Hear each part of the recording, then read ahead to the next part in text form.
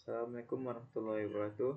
Perkenalkan, nama saya Halil Fahriza, NPM 22351012. Di sini saya akan menyimak video dari tugas minggu yang kelima dari React Native dari matkul dasar pemrograman mobile. Bahas tentang React Native. Nah, di sini untuk memulai mempelajari React Native, saya menyarankan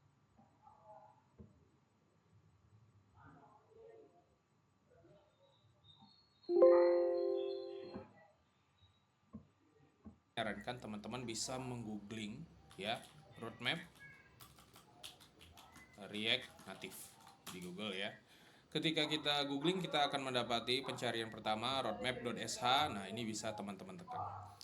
Roadmap ini adalah panduan yang dapat teman-teman gunakan ketika akan menguasai sesuatu ya.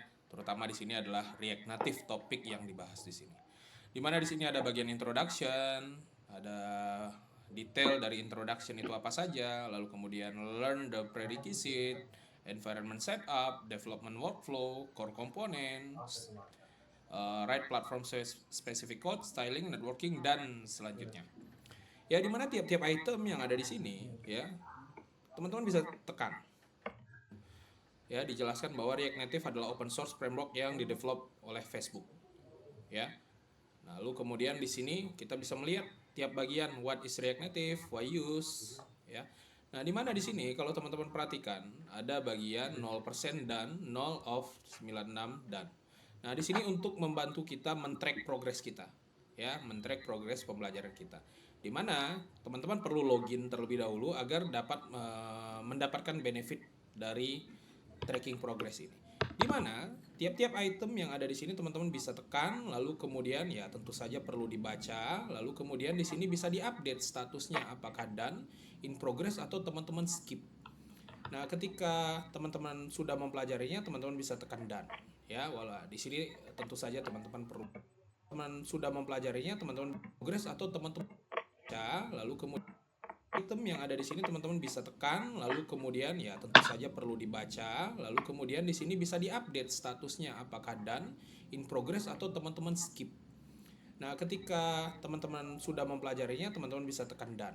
Ya, wala di sini saja perlu dipahami, dan di mana di sini teman-teman perlu memahami React Native dari mana, dari dokumentasi resminya ya. Di dokumentasi resminya ini ya, React Native halaman depannya kurang lebih seperti ini. Untuk saat ini kita dapat membuat project React Native Learn Once, Read Anywhere ya. Tidak hanya untuk mobile saja, bisa juga untuk web, desktop maksud saya. Desktop di sini bisa desktop Mac OS dan juga Windows, Android, iOS ya. Nah, di sini ada Chrome ya, tentu saja untuk browser di sini. Chrome apps for Android, iOS and more using React. Jadi React Native ini dia menggunakan React. Oke, nah ini tentu saja teman-teman bisa membaca yang ada di sini. Lalu kemudian, nah setelah introduction lanjut ke learn the prerequisite. Memang di sini teman-teman perlu memahami ya, untuk mempelajari React Native ini perlu memahami JavaScript dan juga React. Makanya arahan saya ya memahami atau merefresh pemahaman kita terkait React, JavaScript dan React ini. Dimana di sini juga ada JavaScript roadmap. Nah, bagi teman-teman yang tertarik mendalami bahasa yang ada di sini. Sekali lagi, ya saya harap teman-teman ketika lulus minimal ada satu bahasa pemrograman yang teman-teman kuasai. Ya. Nah, teman-teman bisa belajar dan dipandu lewat web ini. Misalkan di sini introduction to JavaScript terkait variabel, data type, typecasting, data structure, equality comparison, loops dan lain-lain. Ya. Nah, ini sebenarnya tidak hanya JavaScript ya. Teman-teman bisa klik bagian ini ya, atau bagian home ini, teman-teman bisa melihat roadmap berdasarkan role base. Nah, ini role base pekerjaan ya. Ada front end, back end, DevOps, full stack dan lain-lain, dan juga berdasarkan skill base. Skill base di sini ada React ya. Ya, kemudian ada Vue, ada JavaScript juga. Nah, kalau teman-teman ingin mempelajari Python juga bisa, silahkan. SQL ada di sini. Misalkan Python. Nah, di sini adalah roadmap yang sangat baik sekali. Sekali lagi saya menyarankan menggunakan fitur tracking ini, track progress ini. Oke. Nah, kita kembali ke React Native di googling seperti tadi, atau di sini bisa di Native tadi udah ketemu ya di sini. Kan adalah bagian environment setup, bahwa ketika kita akan mulai coding, kita perlu mempersiapkan ya, expo dua garis putus-putus. Kita akan sendiri adalah framework ya, and a platform that allows you to develop, build and deploy React Native application easily and quickly. Mana di sini ada dengan create expo app, ini dijalankan di Node.js misalkan. Ya, lalu kemudian di sini development environment for creating and testing React, membuat project website di bagian ini. Ketika kita tekan, kita akan muncul tampilan seperti ini. Saya kalau belum ada akun, bagian di kiri kita ya, di bagian tengah ini adalah codingan, dan bagian kanan struktur project kita sangat sederhana. Template di sini ya, ada app.js, ini adalah komponen. Bagian kanan web dan juga my device. Nah, my device ini kita dapat menggunakan device kita sebagai preview Expo Go terlebih dahulu. Oke, mungkin bagian di sini struktur project, beberapa komponen dalam satu folder. Folder biasanya menyesuaikan, jadi fleksibel, tidak kaku.